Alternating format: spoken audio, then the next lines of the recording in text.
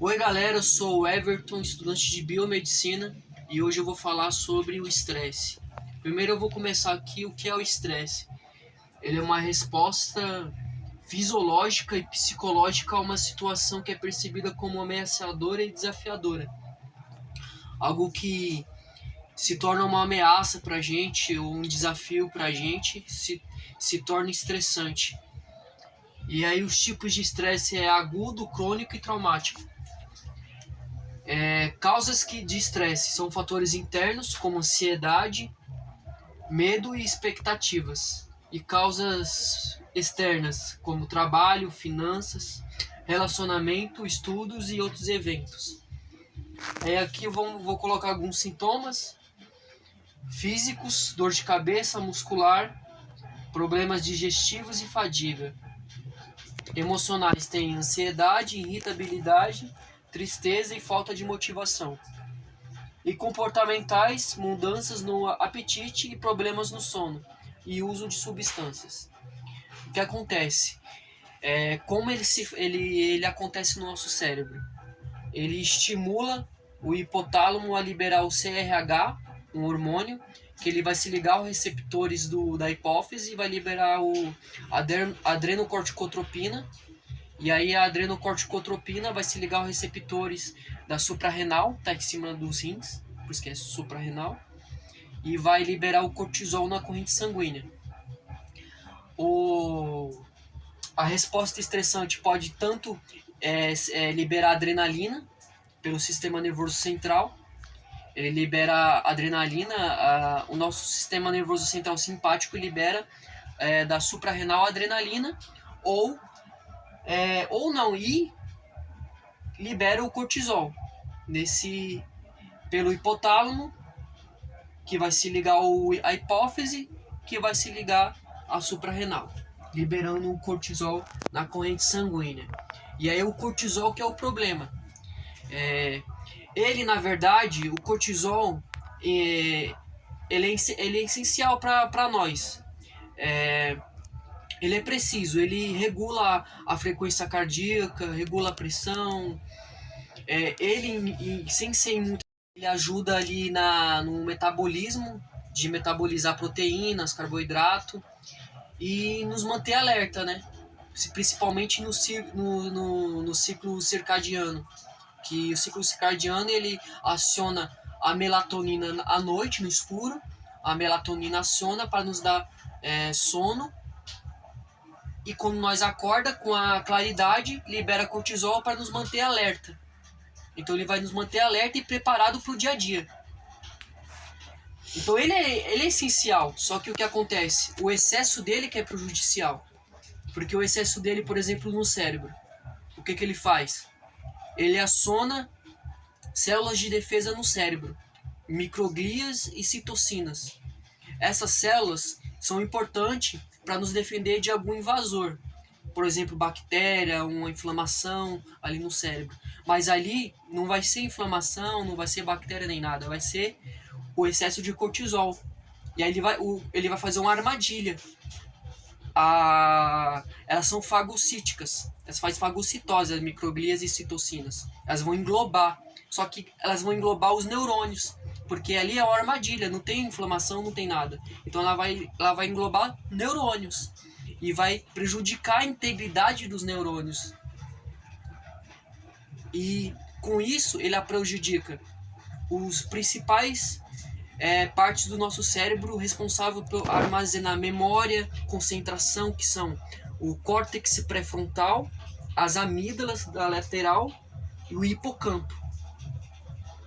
Com isso, esses são os principais que nos mantêm concentrado nos estudos, no dia a dia, no trabalho, é onde armazena a nossa memória, a aprendizagem, e ele vai prejudicar o hipocampo e vai prejudicar todas essas partes, esse excesso de cortisol.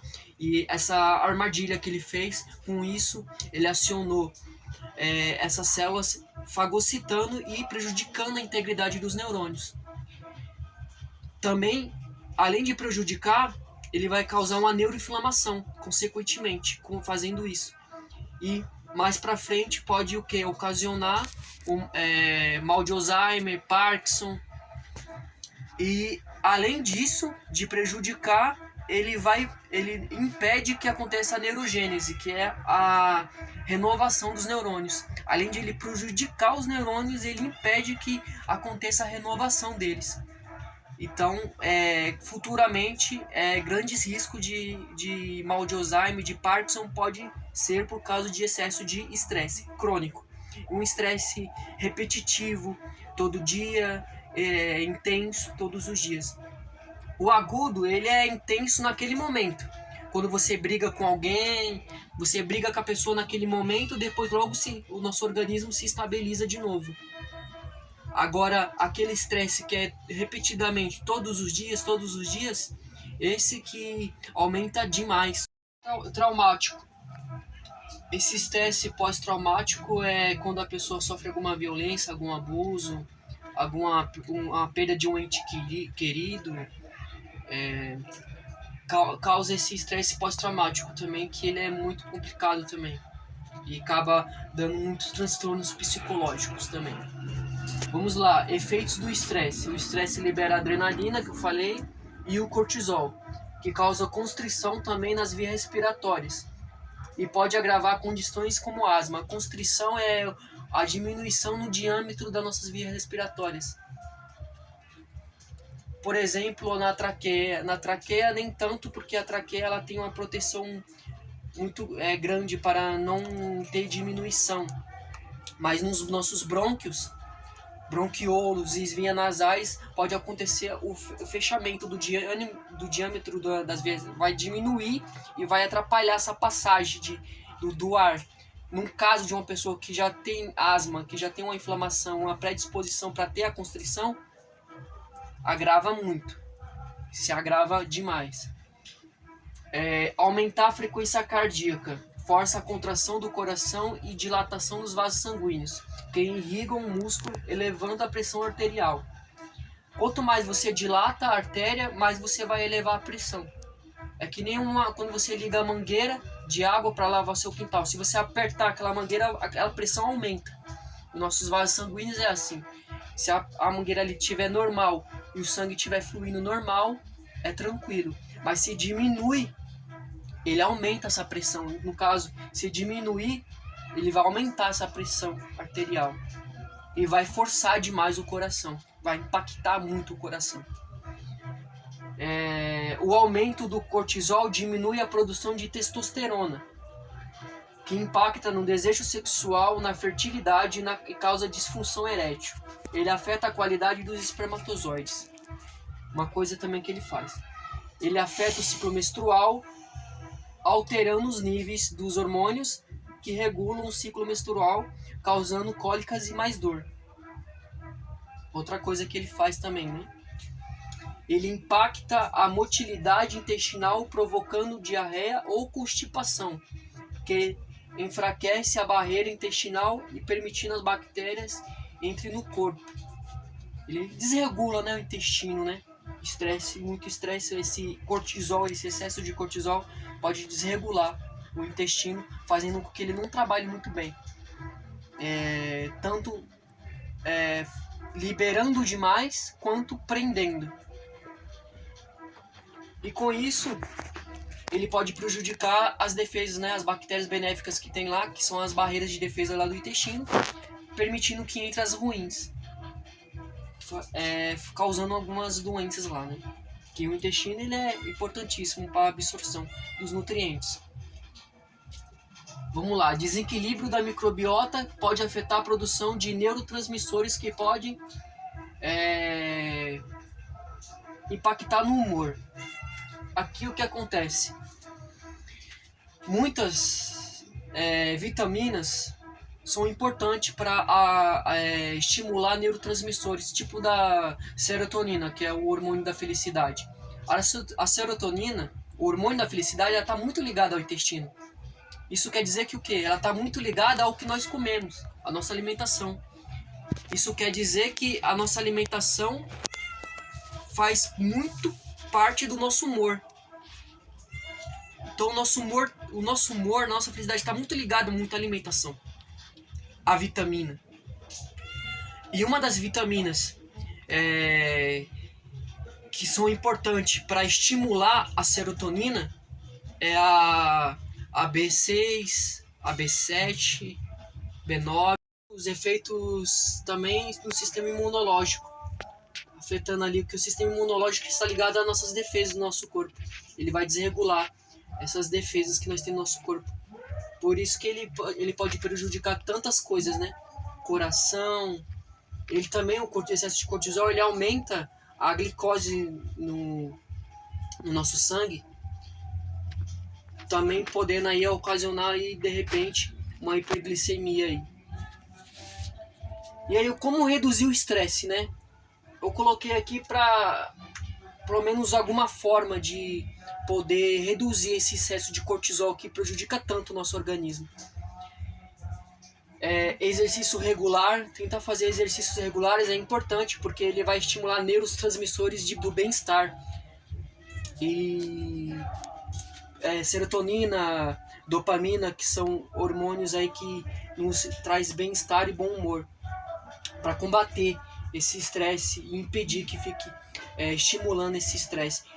Claro, nós temos que fazer a nossa parte, tentar fazer um esforço para não ficar se estressando, mas é complicado, realmente é complicado, porque tem muitas pessoas que são estressadas, não é porque quer, né? É por situações e também por genética. Muitas vezes a pessoa já tem uma genética de se estressar, às vezes herdada da mãe pro filho. Quando a mãe estava grávida, passou muito nervosa, acabou passando pro filho um gene que seja estimulado por estresse. Então muitas vezes é uma questão genética também. Mas aí uma dieta equilibrada, uma alimentação boa, você vê que a alimentação está ligada a muita coisa, né? Praticamente a nossa saúde depende muito da alimentação boa, né? Tanto que teve um homem que falou um estudioso, né, que falou que a maioria das doenças vem através do intestino. Mas por quê? Porque é lá no intestino que vai processar, que vai acontecer a absorção de toda a alimentação que nós se alimenta. Se a alimentação é boa, ele vai absorver coisa boa. Mas se a alimentação for ruim, ele vai absorver coisa ruim, que vai prejudicar o nosso organismo, né? Então a alimentação, ela é importantíssima, né? Tanto que tem vitamina que estimula triptofano, que estimula a serotonina, que é o hormônio da felicidade, né? Então um sono adequado também é importantíssimo. Meditação, yoga, tem gente que faz, também pode ser uma boa opção. Respiração profunda. A respiração profunda, o que acontece? Ela estimula o neurotransmissor GABA. Esse neurotransmissor, ele é importantíssimo para nos relaxar. Ele é o neurotransmissor que dá o relaxamento, é o que nos acalma. Ele é o inibidor.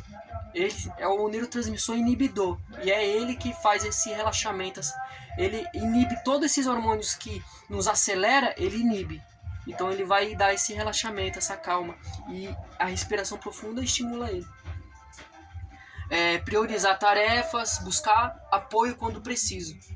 E aí vitaminas que reduzem o cortisol, bem interessante. O ômega 3 reduz a inflamação causada pelo cortisol, o ômega 3 que está nos peixes, principalmente. E aqui a vitamina C, ó que legal, vitamina C. Vitamina C pode reduzir o cortisol.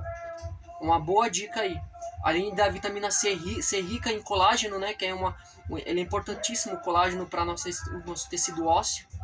O colágeno está envolvido ali junto com cálcio, o fosfato de cálcio na saúde dos nossos ossos.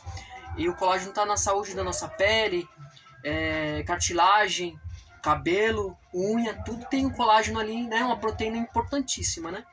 E além disso, ele tá na vitamina C. A vitamina C está trazendo todos esses benefícios.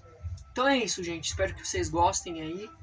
Eu tentei não alongar muito e especificar os assuntos mais importantes sobre o estresse e alguma das formas de aliviar ele e tentar